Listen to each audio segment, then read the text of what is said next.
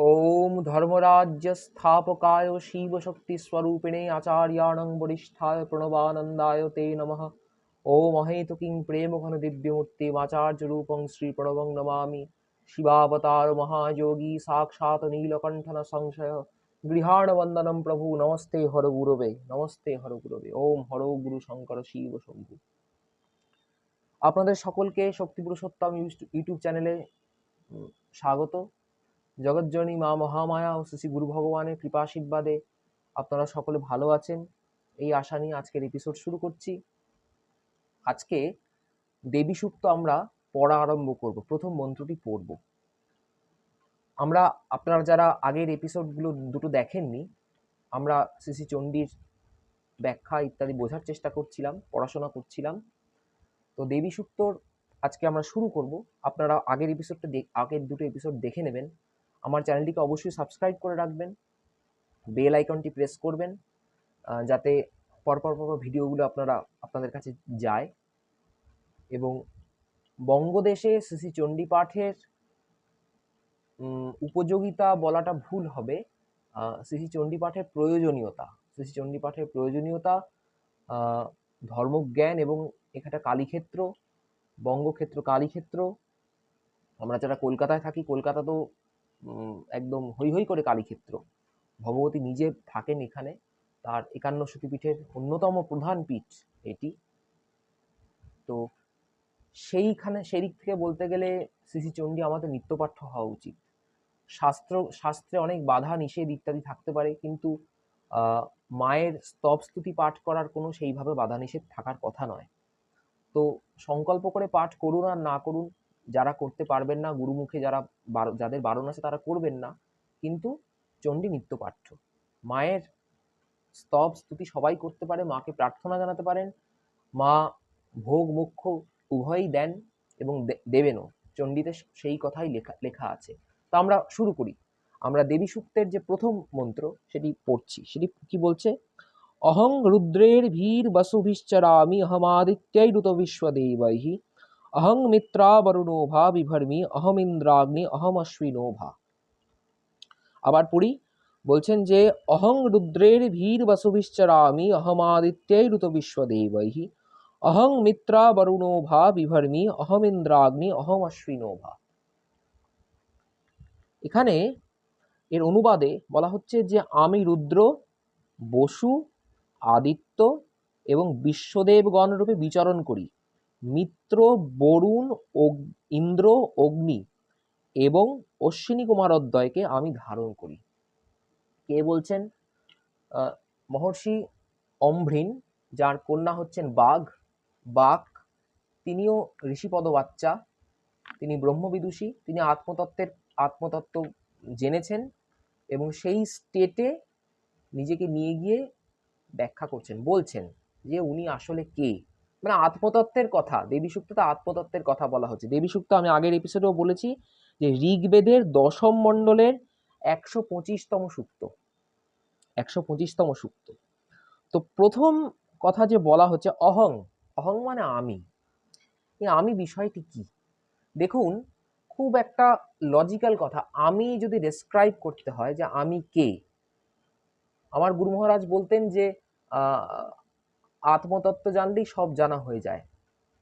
মূল জীবনের লক্ষ্য হলো আত্মতত্ত্ব উপলব্ধি। তো আত্মতত্ত্বের আলোচনায় দেবী সূক্ততে হবে, যদিও একাডেমিক্যালি হবে, থিওরিটিক্যালি হবে। প্র্যাকটিক্যালি তো আত্মতত্ত্বে জেনে গেলে তো মুক্ত পুরুষ হয়ে যাই আমরা, তা তো নই। তো সেই বোঝার জন্য, সেই দিকে অগ্রসর হওয়ার জন্য একটু একটু করে বোঝার চেষ্টা করা, সাধ্যায় করার জন্যই তো আমাদের এই চেষ্টা। তো সেটা যখন বলছি, তো আমি বলতে গিয়ে আমরা কি বুঝি? আমি বলতে গিয়ে আমরা দেহটাকে বুঝি।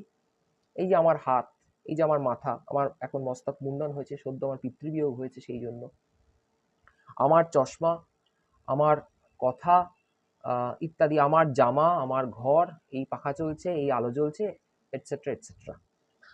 তো সচরাচর আমরা আমার বলতে যা যা কোয়ালিটিস গুলোকে বুঝি, সেগুলোকে আমির সাথে এক করে ফেলি। আমার বাড়ি, আমার টাকা পয়সা, আমার ব্যাংক ব্যালেন্স, আমার ডিগ্রি সার্টিফিকেট, আমার লেখাপড়া, আমার যোগ্যতা, আমার সব, আমার গাড়ি, আমার মন, আমার প্রাণ, আমার জ্ঞান, আমার আনন্দ ইত্যাদি। কিন্তু এই আমি থেকে, এই আমার জিনিসটা থেকে আমিটাকে আলাদা যদি করতে হয়, তিনি আসলে কে? আমি কি হাতটা? তা তো না। কিন্তু আমিকে ডেসক্রাইব করার জন্য হাতের প্রয়োজন। আমরা আগের দিন বলেছিলাম যে আত্মা ও মায়া। তা আত্মা যদি আমি হয়, হাতটা হচ্ছে মায়া। এই মায়াকে লাগবে আমিকে ডেসক্রাইব করার জন্য, নচেত হবে না। তাই তারা পৃথক নয়। একজন আনম্যানিফেস্টেড, একজন ম্যানিফেস্টেড। আমরা বলেছিলাম এই কথা। তো এই আমিটা, এই আমিটা আসলে কে? এই আমিটা আমার মন থেকে আলাদা, আমার প্রাণ থেকে আলাদা, আমার জ্ঞান থেকে আলাদা এবং আমার আনন্দ থেকেও আলাদা। আনন্দ থেকেও আলাদা এই যে আমিটা। তো প্রথম কথা, এই আমি বলতে প্রথমেই যেটা মনে আসে আমার শরীরের কথা মনে হয়। তো একটু বলি যে এই যে আমাদের যে দেহ, এই দেহ যে পাঞ্চভৌতিক দেহ, যে পাঁচটা প্রধান এলিমেন্ট দিয়ে তৈরি আছে, ক্ষিতি অপ তেজ মরুদ্যম, যা কিনা মৃত্যুর পর মিলে যাবে, প্রকৃতিতে আবার ফিরে যাবে, পঞ্চতত্ত্ব আবার ফিরে যাবে। তো এই যে আমার দেহ, এই আমার দেহটা কিন্তু আসলে এই যে স্থূল দেহ, এটা কিন্তু এটাকে বলা হয় অন্নময় কোষ। এরপরে অন্য মানে এই কোষ মানে পেঁয়াজের খোলা যেমন হয়, হ্যাঁ, যেমন পেঁয়াজের খোলার মতো একটার পর একটার ভেতরে একটা, একটার ভেতরে একটা আছে, এবং পেঁয়াজের যে সর্বশেষ খোলাটি, যেটিকে দেখা যায় না, যাকে পাওয়ার জন্য আমরা খোলাটা ছাড়াই, পেঁয়াজের খোসা ছাড়াই, তিনি হচ্ছেন শুদ্ধ আত্মা। যখন দেহের মৃত্যু হয়, তখন এই শুদ্ধ আত্মা বাকি শরীরগুলো নিয়ে বেরোন। কি কি শরীর না সেটাই বলছি। প্রথমে থাকেন অন্নময় কোষ, তারপর প্রাণময়, তারপর মনোময়, তারপর বিজ্ঞানময়, এবং সর্বশেষ আনন্দময়। এবং আনন্দময় কোষের ভেতরে যিনি থাকেন, তিনি হচ্ছেন সেই অঙ্গুষ্ঠমাত্র পুরুষ, যাকে আমরা বেদে সহস্র শীর্ষ পুরুষা বলে বর্ণনা করি। তিনি আমি, আমি তিনি, তিনি আমি। কিন্তু এটা তো বুঝি না, এই বোধটা তো আমাদের নাই। তো সেই বোধটা আনার জন্যই তো এত হইচই করা। তো এই যে আমি, এই যে আমার বিষয়টা, এই আমার বিষয়টা ডেসক্রাইব করতে গেলে আমার গৃহ, আমার বাড়ি, আমার গাড়ি, আমার টাকা, আমার ব্যাংক ব্যালেন্স, আমার ইত্যাদি এটসেট্রা এটসেট্রা বলতে হয়। তো সেই আমিকে দেখতেই হবে কিরকম, এই এই আমার জিনিসটার সাথে আমি কিভাবে রিলেটেড। রিলেটেড এইভাবে যে দেখুন, আমার আমার ঘরটা যদি সুন্দর সাজানো হয়, পরিষ্কার পরিচ্ছন্ন হয়, তাহলে আমার ভালো লাগবে।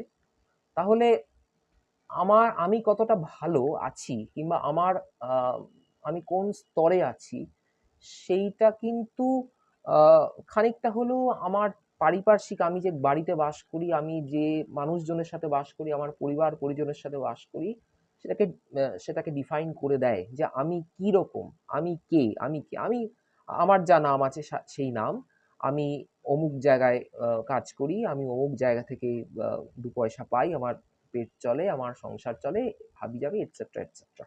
তো এইগুলো যত ভালো, তত সেই ভালোর সাথে আমি আমার ভালোত্বটাকে এক করে ফেলি, যেটাকে আলাদা করার চেষ্টা করছি। এই আমিটা, এই অহং। আচ্ছা, দ্বিতীয়ত দ্বিতীয়ত যেটা বলার, যে এইটা অহং। অহং এবার বলছেন কি, অহং রুদ্রে ভীর বাসুবিশ্চরামি অহম আদিত্যের ঋত বিশ্বদেবাই। প্রথমে আমরা বলবো যে যে প্রথম রুদ্র, এই যে আমি রুদ্র, অহং রুদ্রে ভীর বাসুবিশ্চর, মানে আমি হচ্ছি রুদ্র। এখানে বলছেন যে আমি হচ্ছি রুদ্র, একাদশ রুদ্র, অষ্ট বসু, দ্বাদশ আদিত্য, বিশ্বদেবগণ রূপে বিচরণ করি। তো রুদ্র কে না, যিনি সকলকে কাঁদিয়ে যান, তিনি হচ্ছেন রুদ্র। তো একাদশ রুদ্র, এই 11 জন রুদ্র, 11 জন রুদ্র কে? 11 জন রুদ্র হচ্ছে যে পঞ্চ কর্মেন্দ্রিয়, চক্ষু কর্ণ, চক্ষু কর্ণাদি পঞ্চ জ্ঞানেন্দ্রিয়, বাক পানি পাদ পায়ু উপস্থ, এই পঞ্চ কর্মেন্দ্রিয়, মানে 5 + 5 10, ও একটি মন। আমরা মনের অন্য ইন্টারপ্রিটেশন পরের মন্ত্রতেই পেয়ে যাব, মনটাকে আবার আলাদা করে বলা হবে। তো আমরা আপাতত দেখি যে একাদশ রুদ্র হলেন পঞ্চ জ্ঞানেন্দ্রিয়, পঞ্চ কর্মেন্দ্রিয় ও মন, এবং যিনি সকলকে কাঁদিয়ে যান, রোদন করান, তিনি হচ্ছেন রুদ্র। বলছে রোদয়ন্তী সর্বমন্ত কালে ইতি রুদ্র, যিনি অন্তকালে রোদন করান। সাংঘাতিক কথা, অন্তকালে যিনি রোদন করান তিনি রুদ্র। তিনি কিন্তু এই ত্রিশূলধারী শিবের কথা বলা হচ্ছে না, ভালো করে বন্ধুরা বুঝবেন, কনসেপ্ট তত্ত্বের কথা বলা হচ্ছে। আপনারা শিবের হাতে ত্রিশূল দিন আর বিষ্ণুর হাতে চক্র দিন, তত্ত্ব কিন্তু সেই একই তত্ত্ব, রুদ্র তত্ত্বই, আলাদা কিছু নয়, ভেদ করবেন না। মায়ের কথা শুনুন, বলছেন রুদ্র। তো কেন কাঁদান না, জন্মমৃত্যুর কাঁদি কেন আমরা? জন্মালে বাচ্চা কাঁদে, কেন কাঁদে? কারণ সে তো সংসারের মধ্যে প্রবেশ করছে, তাই কাঁদে, জন্মালে বাচ্চা কাঁদে। আবার মরণকালেও কাঁদে। আমার বাবা সদ্য চলে গেছেন, বাবা চলে যাওয়াতে বুঝতেই পারছেন যে পিতৃহারা হওয়ার মানে মাথার ছাদ উড়ে যাওয়া। তো কেঁদেছি, এখনো কাঁদি, নীরবে নিঃশব্দে হয়তো কাঁদি, আড়ালে আবডালে কাঁদি, দেখিয়ে তো কান্নাকাটি করাটা খুব একটা মিনিংফুল নয়, কিন্তু মরণকালেও কাঁদান। আমার বাবাও হয়তো কাঁদছেন, দেখছেন, ওপর থেকে দেখছেন। তো যিনি জন্মের সময়ও কাঁদান, মৃত্যুকালেও কাঁদান, তাহলে এই জন্মমৃত্যু চক্র, এই ক্রন্দন যিনি করাচ্ছেন, জন্মমৃত্যু চক্র করাচ্ছেন, জন্মমৃত্যু চক্রের জন্য যিনি দায়ী, সেই যে কোয়ালিটি, তিনি হচ্ছেন রুদ্র। এই কোয়ালিটিগুলো কি কি? পঞ্চকর্মেন্দ্রিয়, পঞ্চ জ্ঞানেন্দ্রিয় ও একটি মন। মন দুঃখ, দুঃখ পায় তাই মন। এরপরে বলা হচ্ছে যে অষ্টবসু, অহং রুদ্রেভির বসুভিশ্চরামি অহমাদিত্যে ঋতু বিশ্বদেবৈহি।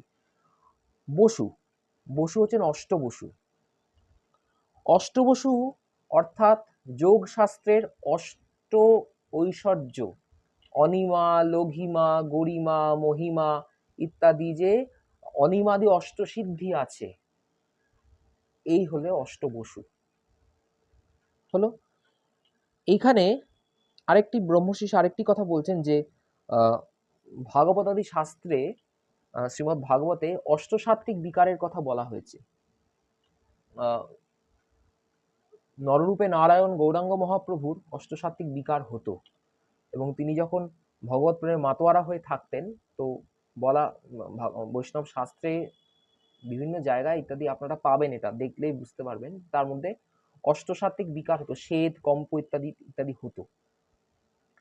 তো এই অষ্টসাত্ত্বিক বিকারও আসলে এক ধরনের ঐশ্বর্য, যোগৈশ্বর্যের মতোই আরেক রকম ঐশ্বর্য।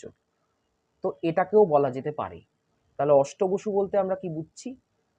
আচ্ছা, রুদ্র বলতে আমরা বুঝছি যে একাদশ রুদ্র, পঞ্চ জ্ঞানেন্দ্রিয়, পঞ্চ কর্মেন্দ্রিয়। অষ্টবসু বলতে আমরা দুরকম ভাবে বুঝতে পারি, তাহলে যোগ শাস্ত্রের অনিমাদি অষ্টসিদ্ধি অথবা অষ্টসাত্ত্বিক বিকার। অষ্টসাত্ত্বিক বিকার একজন যোগীর বা একজন ভক্তের বা একজন সাধকের অষ্টসাত্ত্বিক বিকার। তারপরে বলছেন যে অহমাদিত্যের ঋতু বিশ্বদেবাই, আমি দ্বাদশাদিত্য এবং বিশ্বদেব বৃন্দরূপে প্রকাশমান। আদিত্য কাকে বলে? আদিত্য মানে অদিতির থেকে যিনি জাত, অদিতি হইতে, এখানে ব্রহ্মর্ষি লিখছেন স্পষ্ট, অদিতি হইতে সঞ্জাত, তিনি আদিত্য। তো অদিতিকে, অদিতি হচ্ছেন প্রকৃতি, প্রকৃতির থেকে যিনি জাত তিনি হচ্ছেন আদিত্য। অর্থাৎ অদিতি হচ্ছেন প্রকৃতি, মানে তার মধ্যে সত্য, রজ, তম, প্রকৃতি ত্রিগুণাত্মিকা, ত্রিগুণাত্মিকা, হ্যাঁ, সৃষ্টি, স্থিতি, প্রলয়, তিনটে কার্য করছেন তিন গুণের দ্বারা প্রকৃতি। হ্যাঁ, সৃষ্টি, স্থিতি, বিনাশানং শক্তি ভূতে সনাতনী, আমরা পরবর্তীকালে পড়বো, এটা একদম প্রচুর পড়বো, 11 নম্বর চ্যাপ্টারে আছে,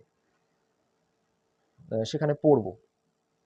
তো সেখানে প্রকৃতি হচ্ছেন ত্রিগুণাত্মিকা, সত্য, রজ, তম।